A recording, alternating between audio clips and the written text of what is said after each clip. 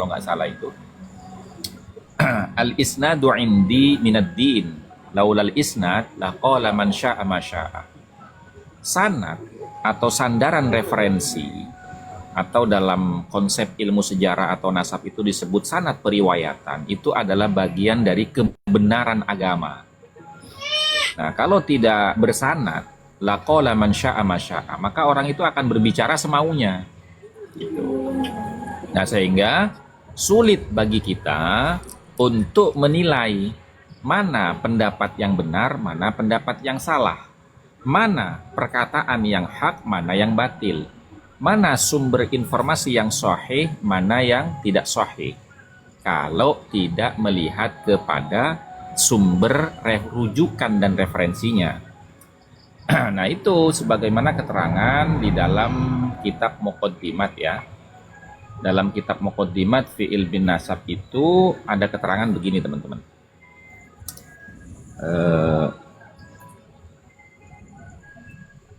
Likulli ilmin masadiruhu, setiap disiplin keilmuan itu memiliki sumber-sumber referensi, wa maraji'uhu, dan rujukan-rujukannya tersendiri. Fala yu'khadhu hadzal ilmu, maka janganlah mengambil pemahaman ilmu ini illa min masadirihi wa maraji'ihi al-mu'tamadati, kecuali dari sumber-sumber rujukan-rujukannya al-mu'tamadati, yang otoritatif. Kenapa harus begitu? Wal i'timadu ala masadirin wa maraji'in ukhra, dan berpedoman atas sumber-sumber referensi dan rujukan-rujukan lain fi ghairi hadzal ilmi, selain ilmu ini, yudha'ifud dalil, itu bisa melemahkan dalilnya, wa qad yusqituhu, bahkan bisa membatalkan atau menggugurkan hujjahnya. Begitu teman-teman. Artinya kalau orang itu berdalil atau berhujjah, berargumentasi, tidak merujuk kepada sumber-sumber referensi rujukan dari ilmu nasab di dalam pembahasan ilmu nasab, maka itu ditolak. Gitu loh. Itu ditolak. Itu di halaman berapa, Gus? Begitu, teman. Halaman 86, nomor urut ke-30. Coba para ponari ya Mas Imam. Enggak, Gus. Soalnya yang catatan yang kemarin tak tulis di WA hilang. Ini di buku 86 nomor urut. Kemudian, ya, nomor urut ke-30. Halaman 86 nomor urut ke-30. Nah, kemudian di nomor urut sebelumnya, di halaman 85 nomor urut ke-29, itu begini, al-wajib, yang wajib, yang harus, fi kulli ilmin, di dalam setiap pembahasan keilmuan, alla yatakallama fihi illa an ilmin, hendaknya orang itu tidak berbicara fihi, di dalam pembahasan ilmu itu, illa an ilmin, kecuali berdasarkan sumber referensi dan rujukan keilmuan tersebut. Waqad takallama, dan sungguh takallama, telah berbicara fil ansabi, di dalam silsilah nasab, man, seseorang, lau amsaka, seandainya dia diam, amba dima takallama fihi, akan sebagian apa yang telah dia katakan fihi, di dalamnya, lakanal imsaku aula bihi, maka pastinya diamnya dia itu lebih utama, bihi, di dalam pembahasan keilmuan. Wa man qalladah, dan barang siapa yang mengikuti, au naqalah, atau menyampaikan sesuatu, fala yahsibur ra'yu awil ilmu lahu, maka yang dipertimbangkan itu bukan pendapatnya orang yang menyampaikan atau orang yang mengikuti pendapat orang lain, awil ilmu lahu, atau wawasan keilmuan yang dia miliki, bal liman naqala anhu, akan tetapi yang perlu diperhatikan itu adalah liman, kepada siapa, nakolah telah menyampaikan pendapat tersebut, orang ini anhu dari pembahasan ilmu itu, fala yajuzu, maka tidak boleh al-itsbatu, menetapkan apapun itu, illa bi'ilmin, kecuali berlandaskan ilmu, kama la yajuzu, sebagaimana halnya tidak boleh an-nafyu, meniadakan, illa bi'ilmin, kecuali berlandaskan keilmuan. Untuk mengatakan ada dan tidak itu landasan keilmuannya apa? Begitu loh. Tuh. Makanya kan begini, kenapa saya katakan ketika orang mengatakan itu Syekh Nawawi itu mengisbat nasab Ba'alawi, Syekh Hona mengisbat nasab Ba'alawi, kemudian Mbah Hashim, Mbah Mun. Kenapa saya tanyakan? Ada nggak bukti tertulisnya? Kalau nggak ada bukti tertulisnya, maka itu bukan ilmiah, itu namanya. Itu namanya kabar burung. Kenapa? Karena di halaman yang sama, di kitab yang sama, Muqaddimat fi Ilmin Nasab, halaman 85 nomor urut kaidah yang ke-27, itu mengatakan begini. Kullu riwayatin masmu'atin yu'ayyiduha maktubun muqaribun tusabbihu qarinatan yu'khadhu biha. Setiap riwayat pendengaran, informasi yang diperdengarkan, yu'ayyiduha maktubun, yang kemudian dikuatkan oleh pembuktian tulisan muqaribun yang sama dengan informasi yang didengar, tusabbihu qarinatan, itu bisa menjadi bukti, yu'khadhu biha, yang bisa digunakan biha di dalam menetapkan kebenaran informasi yang didengarkan. Gitu loh. Jadi saya mendengar begini, apa buktinya? Nah, kalau berbicara sejarah, maka tulisannya. Nah, wal qarinatu li wahdiha qad la takunu dalilan. Nah, bukti sepihak la takunu dalilan, itu tidak bisa, ya, itu tidak bisa menjadi dalil.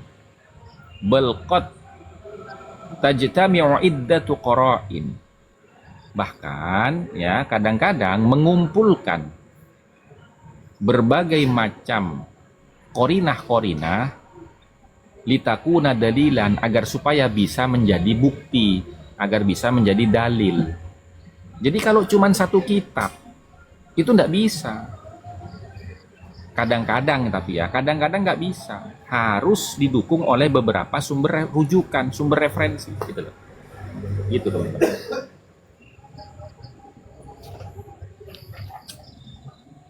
Untuk diacong, apalagi apa lu masih mam mak keburu masih mam ini. Jadi Saya jelasakin ini. Nyelot rokok yang lagi Gus. Ya kan belum selesai. Tunggu dulu, biar sampean itu fahamnya itu menyeluruh gitu. Gitu. Lanjut Gus. Tuh. Begini. Kalau berbicara tentang informasi tadi ya, ada tadi Bang Acong bilang ini menurut orang tua saya, ini menurut leluhur saya, nggak ada masalah. Tapi kan begini kaidahnya, itu halaman 84 dalam kitab Muqaddimat, nomor urut ke-20. Ar-ra'yul masyhur, pendapat yang masyhur, yuqaddamu 'ala ar-ra'yid dha'if, itu didahulukan atas pendapat yang lemah. Kenapa di sini dikatakan lemah? Harusnya ini 'ala ar-ra'yi ghairil masyhur gitu kan. Cuma dikatakan lemah kenapa? Karena logika manusia itu, kalau banyak yang mendukung pendapat itu, maka masyarakat awam itu menganggap itulah kebenaran.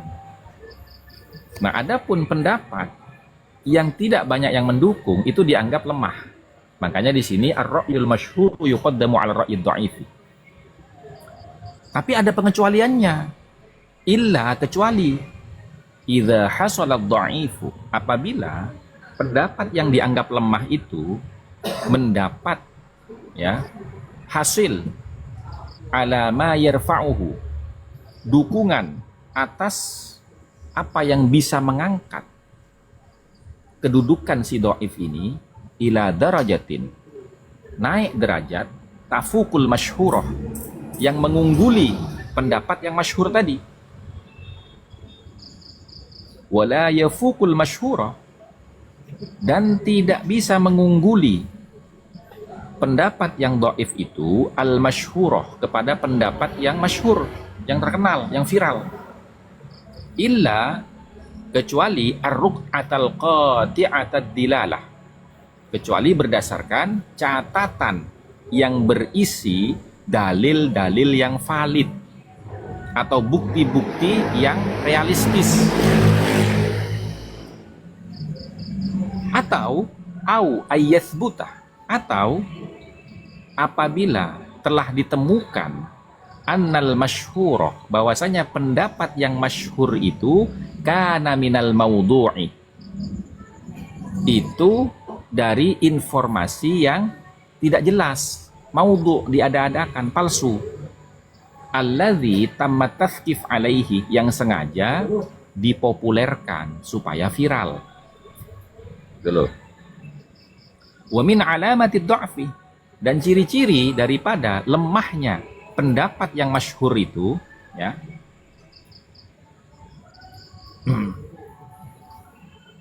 kilah, apabila orang mengatakan katanya,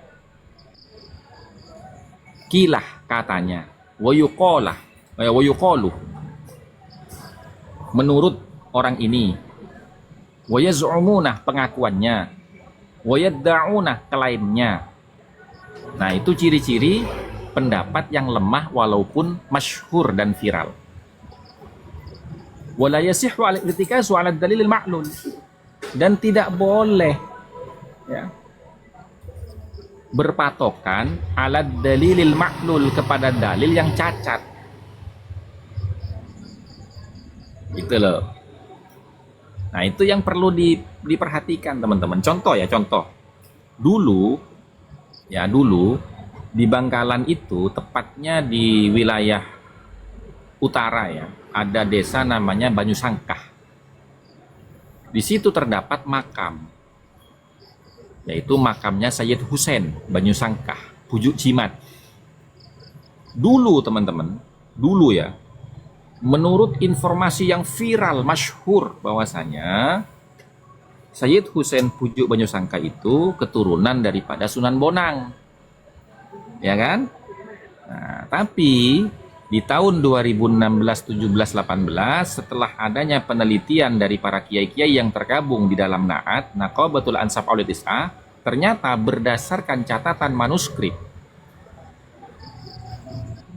Sayyid Husain Banyusangkah itu bukan keturunan dari Sunan Bonang, tapi keturunan daripada Sayyid Zain Abdul Qadir Sunan Gunung Jati II. Nah, itu teman-teman. Makanya viralitas daripada informasi itu tidak menjamin kebenarannya kecuali ada bukti tertulis, gitu loh. Monggo silakan. Nah, untuk di Acong, kalau misalnya kamu mau ya, kalau kamu mau, saya kasih gratis buku yang sudah Gus Hasan baca. Nanti DM saya kalau mau. Ya Pak minta mahar deki ya. Tak usah, tak usah. Ada bisa Aruna. Tak usah bisa roh. Itu gratis. Soalnya apa Gus? Kok gak digelak? Bener, kok gak digelak ke Bang Hihip Pak minta bisa roh. Uang dengar. Ada bisa roh. Paling ongkir bayar sendiri nanti. Atau nanti kalau pas saya lagi ke Madura, nanti bisa perahin lah. Bisa jadi teman-teman di mah deh. Itu kalau mau, kalau sampean tertarik. Kalau tak tertarik enggak apa-apa. Tapi yang lain, untuk yang lain jangan iri ya. Ini cuman untuk di Acong aja. Siap. Yang lain nganan lah. Yang soalnya apa? Saya senang karena dia betah, itu berarti dia memang betul-betul mau mencari sesuatu. Suatu wah. Iya Gus, ada sedikit banyak. Naik gaji. di Ayo, dalam Gaji, dekat hati kecil, Gaji. di Acong ini Tekan sedikit sini banyak terlengkapi, Gaji. sudah ada ketergugahan untuk mengetahui lebih lanjut, lebih dalam. Ya, monggo Gaji. Assalamualaikum warahmatullahi wabarakatuh. Waalaikumsalam warahmatullahi wabarakatuh. Nanti DM saya di Acong. Tapi bukunya ini tidak tahu kapan keluarnya ini. Insya Allah dalam minggu-minggu ini keluar teman-teman. Gratis, gratis Sabarlah. untuk Dacong dari saya ini. Ya, berarti Mas Imam Malaysia Polo ya? Enggak Gus, biar yang dibaca saya nanti Tak berdua iya, sama Mas Imam. anak saya. Oh, pokoknya pesanan saya jangan dirubah. 20 tanpa nol. Bang Imam, saya bisa DM nggak? Dua Tak puluh boleh tanpa yang nol lain. apa dua Mas Imam? Sudah saya bilang, yang lain jangan iri ya. Ini cuma untuk Diacong. Cocokan segula masih mau ke sedekah ke Imam. Nah, iya. Monggo Gaji, monggo Gaji, silakan Gaji. Ini cakan cekerong kepi kesampean ini. Kang ini hadir. Iya, alhamdulillah. Sehat semuanya. Alhamdulillah. Sehat. Alhamdulillah. Salam semangat untuk semuanya ya. Mohon maaf untuk beberapa minggu ini saya tidak bisa aktif dan eksis karena memang ada kesibukan internal yang tidak bisa ditinggalkan karena urgensi banget gitu ya. Tapi saya selalu memantau dan selalu mendoakan mudah-mudahan teman-teman semua, para gawagis, para asatid, para lora dan kiai semuanya semoga tetap di dalam lindungan Allah dan tetap semangat zahiran wa batinan. Semoga Amin, amin, amin. apa yang disampaikan dan didiskusikan tiap malam itu membawa sebuah value ataupun nilai plus daripada Allah dan dapat mencerahkan kita semua di dalam menyikapi permasalahan-permasalahan yang selama kita ini hadapi. Oke, lanjut Gus Hasan dan semuanya, Kiai Panglima juga, Ratu Bagus dan Mbak Mu, Bang Mu dan Mas Syahroni ya, Mas Imam, semuanya tetap kompak, tetap semangat. Mudah-mudahan ini semua dicatat sebagai pahala oleh Allah. Amin, amin, amin. Mencerdaskan dan mencerahkan saudara-saudara kita yang lain yang masih terkungkung di dalam dan terbelenggu di dalam fanatisme buta begitu. Oke, itu saja yang dapat saya sampaikan, kurang lebihnya mohon dimaafkan. Saya stay, terima kasih. Iya, sama-sama. Lemah lembut suara nasihat ya deh. Tepang macam mana, Be? Lembut apaan Mas Imam? Lembut apaan Mas Imam? Tidak seperti biasanya. Hari ini orang yang pasar roki kirim lo situ Mas Imam. Juga dapat yaungku Mas Imam rek. Duk lebur bus. Saya tempat ban asatun loh saben tu. Pun ni lah. Orang daerah tidak Padang. Maksudnya gue terabangan di kacamata hitam. Orang daerah Padang. Aduh ya Allah. Bang Bule kenapa turun ini?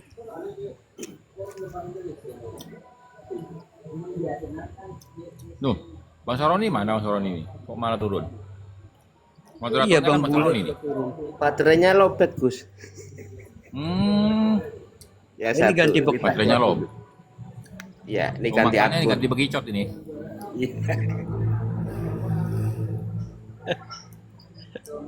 Oh iya teman-teman, yang perlu saya ingatkan kepada teman-teman itu, ketika panjenengan semua ada di room manapun, yang mana room itu terjebak kepada perdebatan, maka jangan panik teman-teman. Jangan panik dengan menelpon sana sini, lapor sana sini, nggak usah gitu. Tapi sampean dengarkan saja argumentasinya yang sedang dinarasikan, catat nama kitabnya, halamannya. Supaya apa? Supaya menjadi poin penting untuk kita membantahnya. Karena apa? Karena contoh kemarin ya, seperti Maufun itu ya, atau Ghafur itu kan. Itu kan sebelum kita datang ke sana, dia itu kan membawakan kitab Tahdzibul Ansab kan. Nah, kitab Tahdzibul Ansab yang katanya dia menyebutkan nama Ubaidillah, ya kan? Padahal penyebutan nama Ubaidillah di situ itu bukan Ubaidillah bin Ahmad bin Isa bin Muhammad An-Naqib, bukan. Tapi Ubaidillah yang lain. Gitu loh. Nah, hal-hal seperti itu teman-teman, itu perlu kita ketahui gitu loh. Perlu kita catat sebagai bukti bagaimana mereka itu membodoh-bodohi masyarakat yang masih awam di dalam data, referensi, rujukan, polemik nasab gitu loh teman-teman. Gitu. Jadi jangan panik gitu loh. Jangan Anda itu merasa kalah, jangan merasa, karena kita ini bukan lagi mencari menang kalah, bukan. Tapi kebenaran yang kita cari gitu loh. Nah, ini kan dia di halaman 476 ya. Kitab Tahdzibul Ansab. Nah, di dalam kitab itu memang disebutkan nama-nama Ubaidillah, disebutkan memang betul. Betul. Saya tidak mengingkari itu. Tapi pertanyaannya, apakah Ubaidillah di situ itu Ubaidillah yang dimaksud leluhurnya Ba'alawi atau Ubaidillah yang lain? Kan itu masalahnya. Betul nggak? Ya kan? Betul, Bos.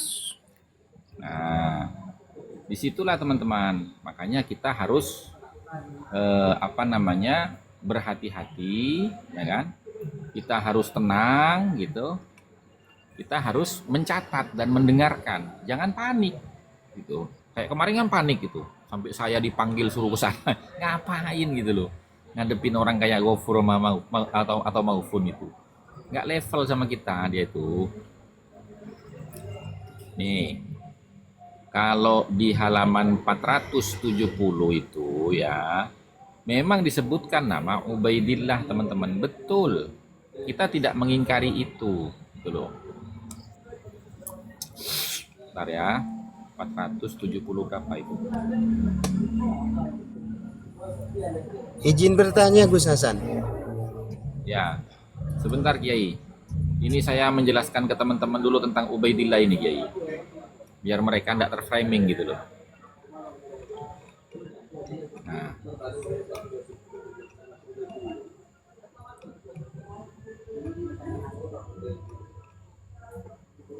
Nah, ini teman-teman ya, di halaman 479 ya teman-teman ya. 471 apa 79 ini ya? Oh, iya 79 teman-teman. Ini ada nama Ubaidillah ini banyak teman-teman. Ya. Ada. Nama Ubaidillah itu ada. Itu.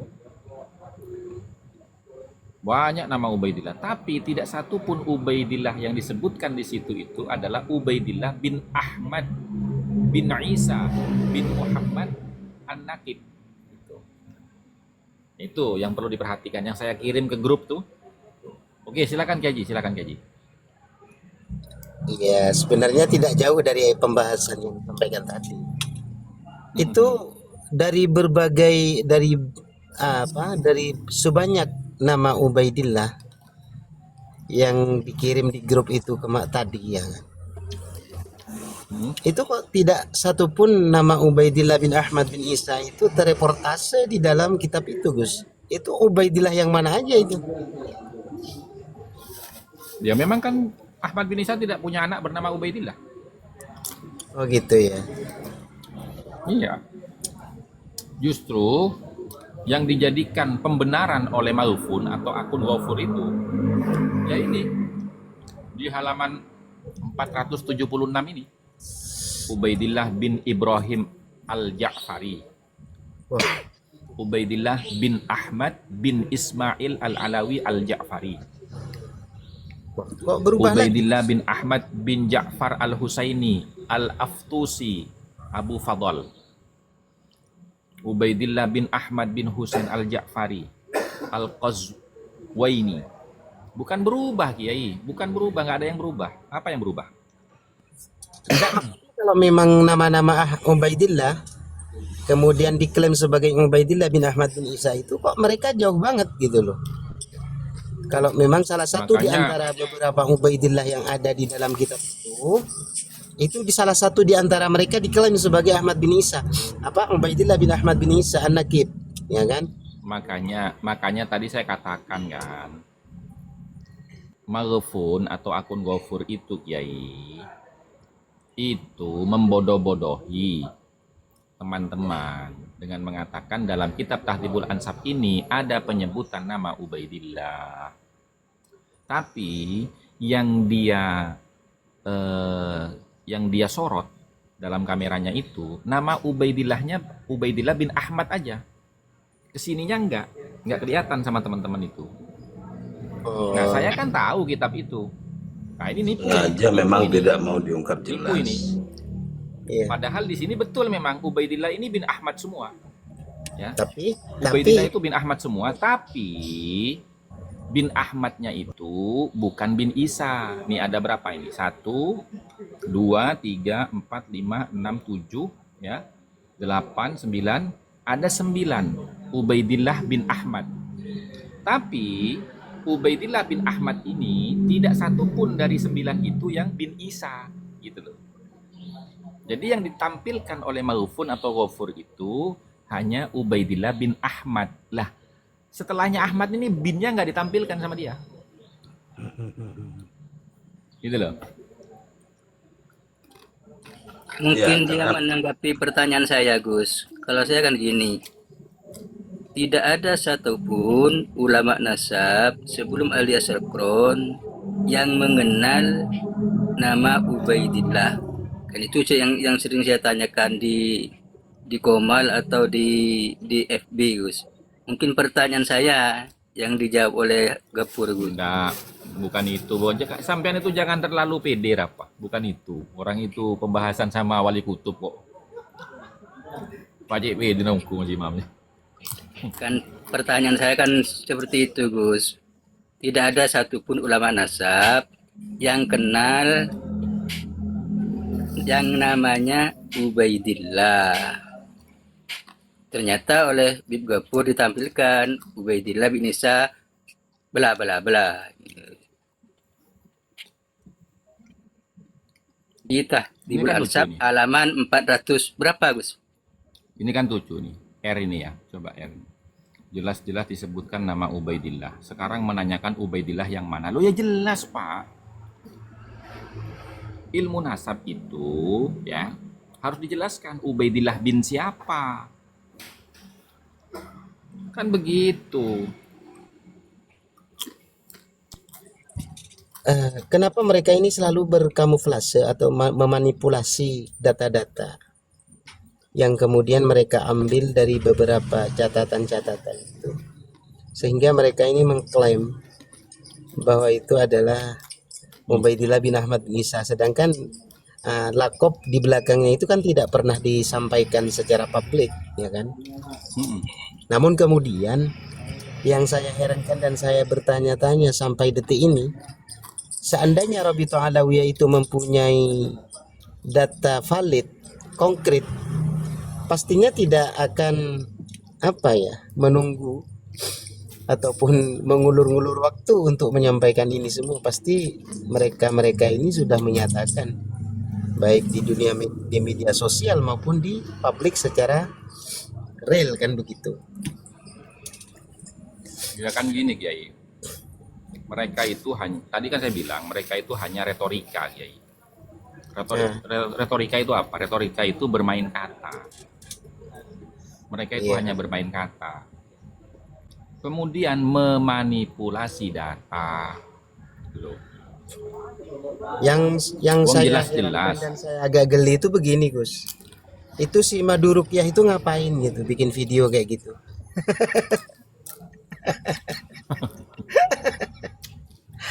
Allah Yang karim. nuduh Wahabi itu ya. Iya, nuduh ahli bid'ah gitu kan. Kemudian nuduh Wahabi dan sebagainya. Boleh-boleh saja mereka mengatakan seperti itu, terutama si Madu Rukyah itu.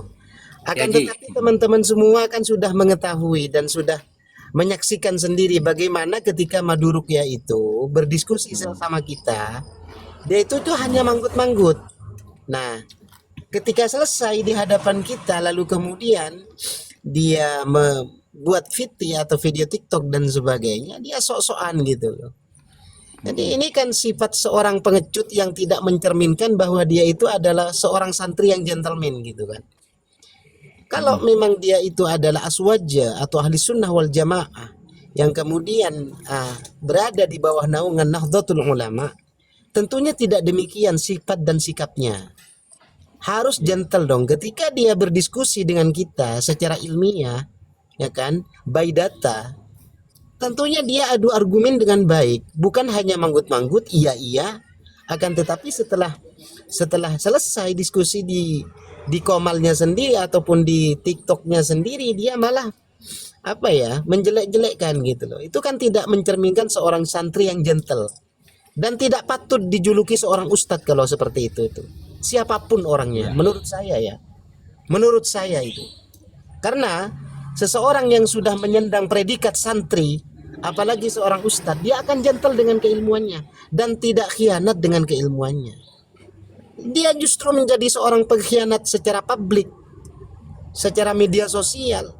Itu sangat menjijikkan kalau menurut saya. Itu loh. Terima kasih.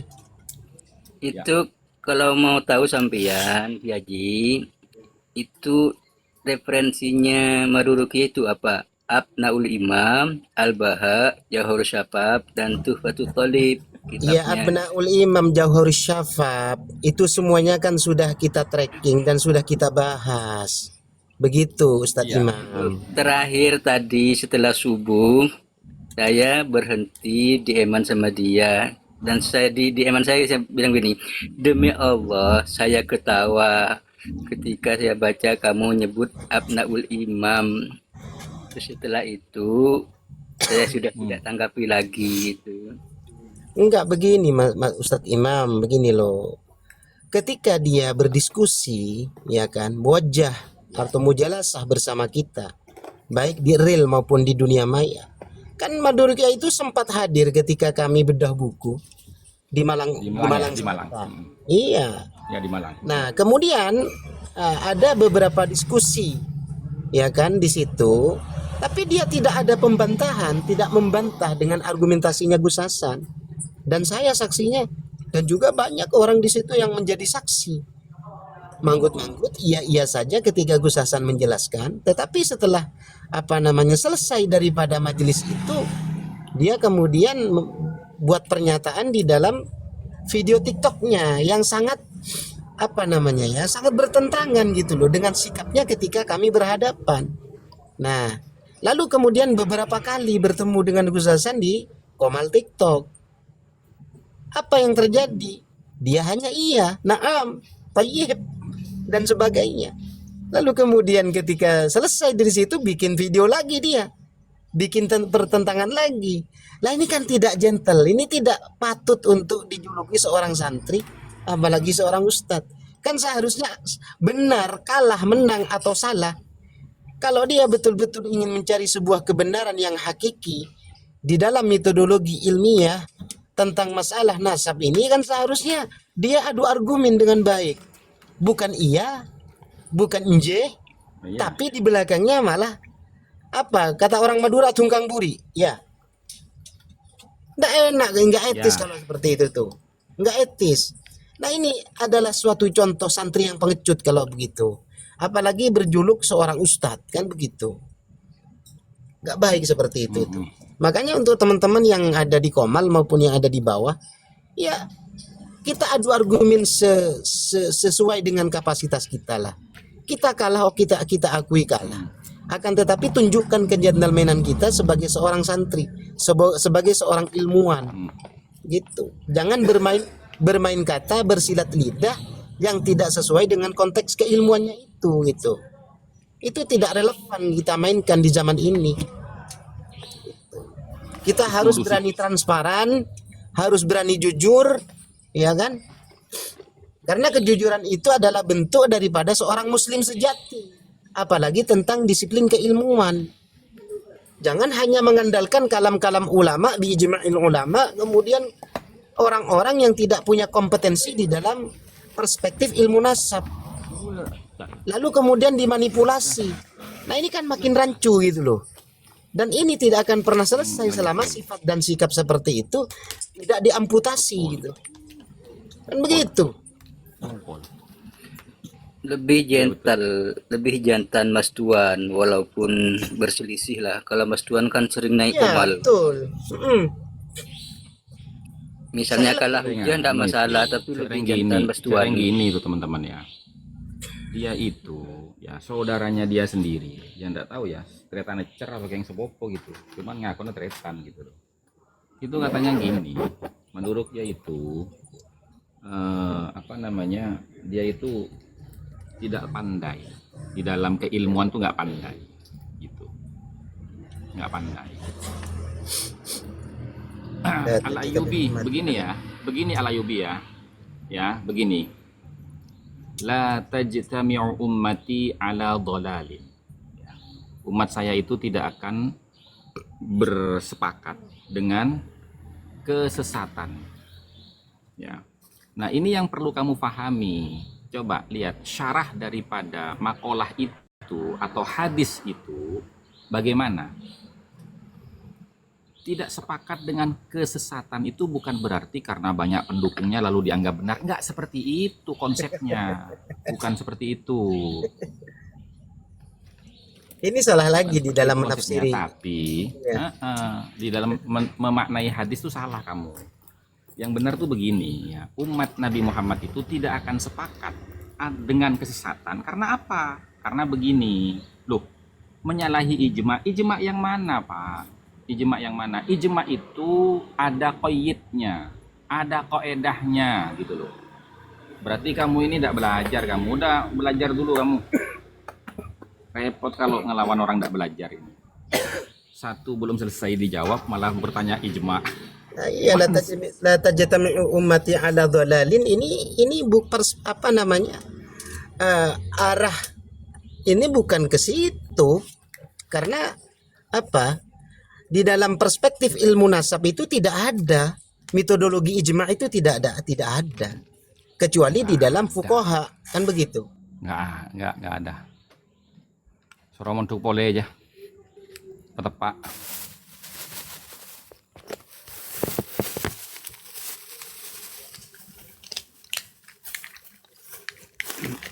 Biarin. Tolong. Jadi begini. Kenapa tidak sepakat, ya kan? Ya karena menyelisihi daripada asasiyah di dalam bahtul ilmiah gitu loh. Tidak mengikuti koedah-koedahnya, ya. Coba kamu baca dalam kitab Usulul Fiqhi. Di situ ada pernyataan Abdul Wahab Khalaf, ayat tafiqah ala hukmin syar'iyyin fil waqi'i jami'ul mujtahidina minal muslimina fi waqti wuku'iha. Tahu artinya kamu itu? Artikan sendiri. Mau tak tahu artinya? Cendera debat. Ngaji kalau banyak. Gitu. Oke? Kalau menurut pendapat saya begini Gus ya, untuk teman-teman dan saudara-saudara yang masih kekeh untuk mempertahankan fanatismenya terhadap para habaib, silahkan, tidak apa-apa, ya, tidak apa-apa. Tapi jangan halangi kami atau ganggu kami untuk menyampaikan apa yang kami ketahui tentang disiplin ilmu nasab. Karena di dalam turuk ataupun metodologi ilmu nasab itu berbeda, perspektifnya berbeda banget, gitu kan, dengan ilmu-ilmu yang lain. Walaupun ada beberapa poin yang berhubungan juga, termasuk ilmu tarikh, ya kan, dan seperti itu. Jadi silahkan Anda semua, kalau memang Anda masih bertahan atau stagnan di dalam kecintaannya terhadap para habaib, silahkan. Dan kemudian ketika kami terus menyuarakan ini, janganlah kalian menganggap kami benci terhadap junjungan ataupun apa yang Anda cintai. Karena perbedaan itu adalah suatu keniscayaan di atas dunia ini. asalkan masih tetap berjalan di koridor yang benar. Apa itu koridor yang benar? Yaitu ilmiah, tentang disiplin keilmuan. Selama masih ada sanad, qayyid, sandaran terhadap ilmu-ilmu yang dibutuhkan, maka itu bukan bentuk suatu kebencian. Akan tetapi bentuk itu adalah bentuk penyampaian dan pencerahan. Ini loh datanya, gitu kan? Ini loh ilmunya, ini loh kaifiatnya, kan begitu. Sama halnya ketika ada seseorang atau ahli fuqaha menyampaikan perspektif hukum syariat, ada sandarannya juga gitu loh. Jadi mohon dipahami, konteksnya mohon dipahami gitu ya. Cintai apa yang Anda cintai, tapi jangan menganggap orang lain ketika tidak mencintai apa yang Anda cintai, menganggap kami adalah pembenci. Itu salah besar. Itu salah besar Anda. Tak tahu Dok. Buat Al Ayubi ya, saya kasih bonus seperti Adi Acong. Kalau berkenan DM saya tak kirim buku gratis DM saya. Kalau sampai berkenan, ya kalau tidak berkenan tidak apa-apa. Cuma sekali lagi, yang lain jangan iri. Ada. Mas Adi Acong sama Mas Al Ayubi aja. Enggak, saya hanya ingin tanya sama yang ada di room ini. Jadi apa namanya?